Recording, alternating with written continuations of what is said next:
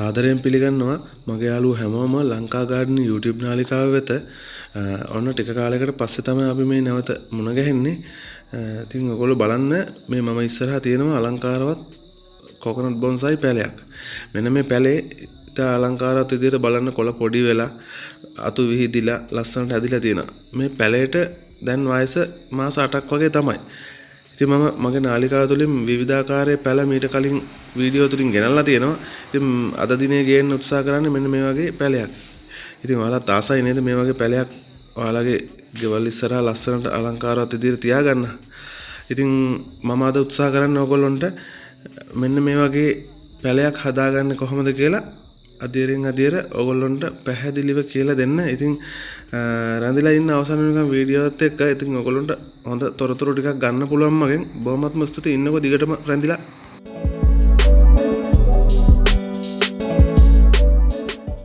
මේ තියෙන යාළුවනේ මම කලින් පෙන්නපු ආකාරයේ කොකනට් බොන්සයි පැලයක මූලික අධීරයේ තියෙන පැලයක්.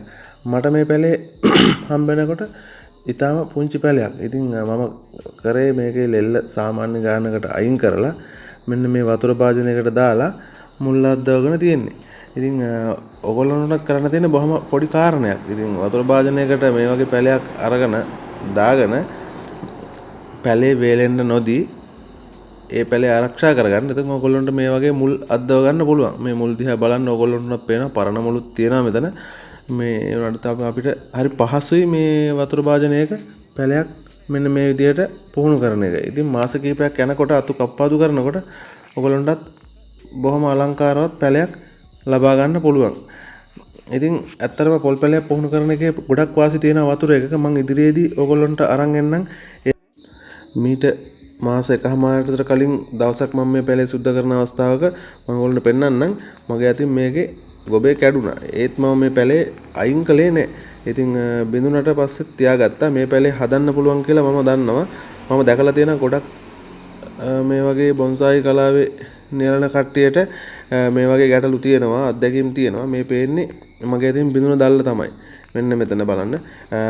මේ පැලේ සාත්තු කරලා මම තියාගත්තා. බිඳුන පොල්ලත්ත ඊළඟ අත්ත තුන්වෙනි අත්තෙන් ඇවිල්ලා තියෙනවා. ඉතින් මාස එකමාරක් වගේ යනකොට නිරෝගිමත් තුන්වෙනි අත්තක් අපිට ගන්න පුළුවන් වුණා. ඉතින් මම මේ ගේන අදහස් කරේත් මේ අත්දැකීමමයි. තවත් වැදගත් කාරණයක් මම ඒත් එක්කම ඔයගොල්ලන්ට සඳහන් කරන්න යාළුවනේ, අපි මේ වගේ වතුර එකක ට්‍රේනින් කරනකොට විශේෂයෙන්ම මෙන්න මේ වතුර භාජනය ගැන සැලකිලිමත් වෙන්න. මොකද ලුණු ටිකක් එකතු කරගන්න මේකට මදුරු කීටයෝ බෝ වෙන්න පුළුවන්. ඉතින් ලෙඩ රෝග අවදානමක් ඔයගොල්ලන්ට නිසකවම එන්න පුළුවන්. ඒකින්ද මතක් කරලා ඒ දෙත් කරන්න. ඒත් එක්කම මේ වගේ පැලයක් ඉදිරියට කොහොමද මේ මුල් ටික ආරක්ෂා කරගෙන කරන්න කියලා මම ඔයාලට කියලා දෙන්නම්. ඉතින් ඉතා හොඳින් මුල් වර්ධනය වෙලා තියෙනවා. මේ මුල් අයින් කරන්න අවශ්‍ය නැහැ අනිත් බොන්සායි වල වගේ. ඉතින් මේ මුල් වලින් අපිට ප්‍රයෝජනයක් ගන්න පුළුවන්. මේ මුල් ටික හොඳට පසට සම්බන්ධ වෙනවා. ඉතින් රැඳිලා ඉන්න මම මේ ගෙඩිය සුද්ධ කරන්නේ නැහැ. මේ විදිහටම වැඩේ කරලා පෙන්නන්න.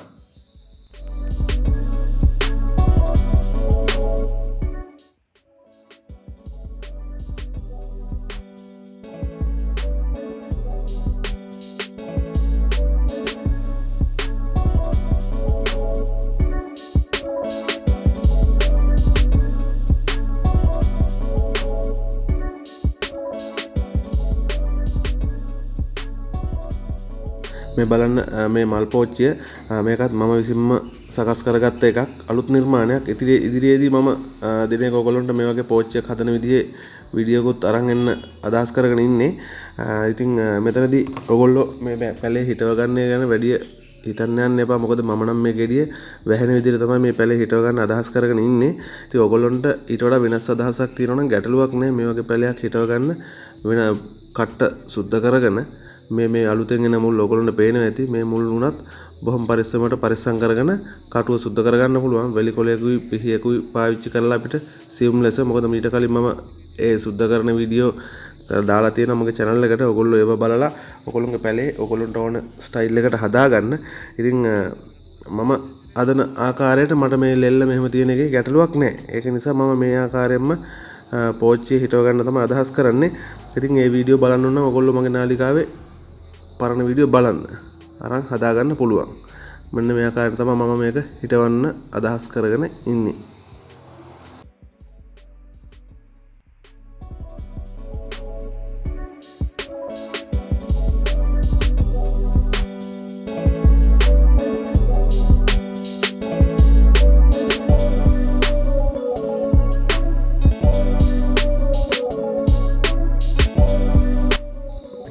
මේ වෙලාවේ මම බඳුන් මාධ්‍ය ගැනත් යමක් කියන්න අවශ්‍යයි. මම මේ පාවිච්චි කරන්නේ සාමාන්‍ය කොම්පෝස්ට්.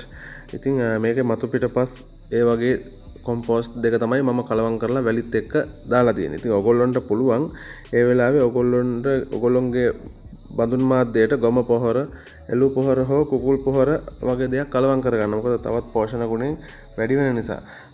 සමහර අය නම් මම දැකලා තියෙනවා මේකට පාවිච්චි කරනකොට කර 10 පවා එකතු කරන අවස්ථාවන් තියෙනවා. ඉතින් ගැටලුවක් නැහැ. ඔයගොල්ලන්ටත් ඕන දෙයක් පාවිච්චි කරන්න පුළුවන්.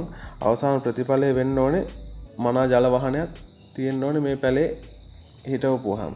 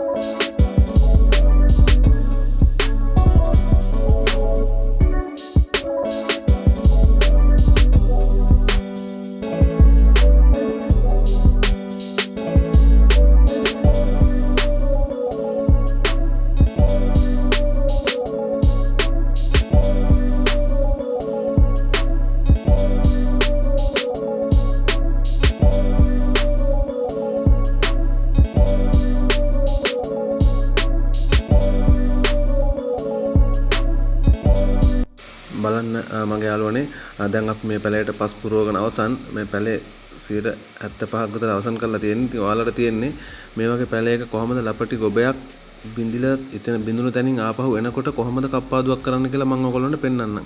මොකද මේකේ ගොබේ පැත්තකට හැරිලා තියෙන්නේ. මොකද අතු තුනක් ළඟම ඩැමේජ් වෙලා තියෙන හින්දා. ඉතින් ඔයගොල්ලෝ බලන්න මම ඔයගොල්ලන්ට පෙන්නන්නම් මේ වගේ අවස්ථාවක සියුම් කප්පාදුවක් කොහොමද කරන්න කියලා ලං කරලා පෙන්නන්නම්.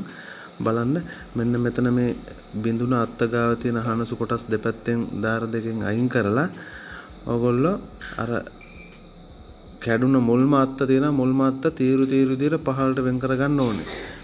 මෙන්න මේ හනසු කොටස් බොහොම හැමීට ඔයගොල්ලෝ අයින් කරන්න. අයින් කරලා අර මම කලින් කියපු විදියට ඒ අතු සුද්ධ කරන්න දෙපැත්තෙම හනසු දාර ලයින් දෙක දිගේ කපන්න පහළට. ඒ විදියට කපලා පැලේ සුද්ධ කරන්න. මේකේ තියෙන ප්‍රධාන වාසිය තමයි මේක පැලේ පැත්තකට හැරෙන එක නවතිනවා. එතකොට ඕගොල්ලන්ට ඊටාම අලංකාරවත් විදිහට පැලේ කෙලින් හදා ගන්න පුළුවන්.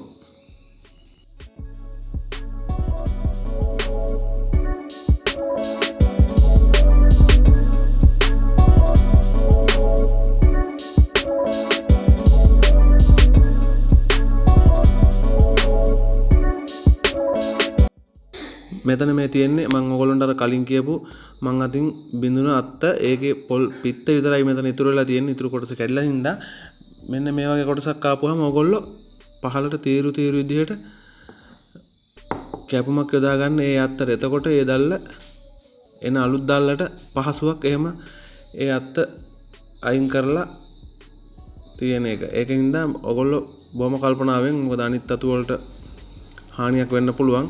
ඊට පස්සේ ඊළඟ කොලේ ගන්න මෙන්න මේ විදිහට තියෙන දැල් හනසු කොටස නැවතත් අර මගේ කලින් වීඩියෝ වල සඳහන් කරා වගේම ඕගොල්ලෝ දෙපැත්තෙන් ලයින් දෙක තියුණු කැපුමක් දාගන්න. කොලේ ඉක්මනින් ඉහිරෙනවා. එතකොට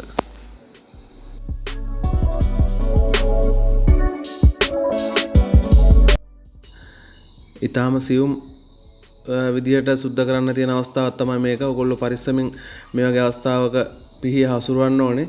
ඉතින් කල්පනාවෙන් පැලේ පරිස්සම් කරගෙන ඔයගොල්ලෝ කප්පාදුව කරන්න. ගොඩක් ගැඹුරට කප්පාදුව කරන්න එපා. සාමාන්‍ය ගානට අතු සුද්ධ කරන්න ඒ කරලා නවත්තන්න. ඉතින් මොකද පැලේට හානියක් වුණොත් අපරාධ හින්දා.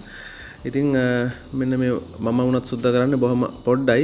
ඔයගොල්ලෝ බලන්න ඔයගොල්ලන්ට වැදගත් දෙයක් ගන්න ඇති කියලා මම විශ්වාස කරනවා. ඉතින් වෙනදා වගේම මගේ වීඩියෝත් එක්ක රැඳිලා හිටපු ඔයගොල්ලෝ හැමෝටම බොහොමත්ම ස්තුතියි. මේ වීඩියෝ තුලින් ඔයගොල්ලෝ වැදගත් යමක් ගත්තා කියලා මම විශ්වාස කරනවා. ඉතින් ඔයගොල්ලෝ මගේ වීඩියෝට ලයික් කරන්න. ඒ වගේම ඔයගොල්ලන්ට අවශ්‍ය කරන දේවල් මොනවද කියලා පහළ කමෙන්ට් සෙක්ෂන් එකෙන් කමෙන්ට් කරගෙන යන්න. ඒත් එක්කම මගේ channel එක subscribe කරලා නැති යාළුවෝ ඉන්නවා නම් ලංකා ගාඩන් YouTube නාලිකාව subscribe කරලා මගේ වීඩියෝත් එක්ක දිගටම රැඳිලා ඉන්න කියලා මම ඔයගොල්ලෝගෙන් ඉල්ලා සිටිනවා. ඒත් එක්කම ඔයගොල්ලන්ට මාව සම්බන්ධ කරගන්න මගේ දුරකථන අංකය මම comment section එකෙන් සඳහන් කරන්නම්. බොහොමත්ම ස්තුතියි.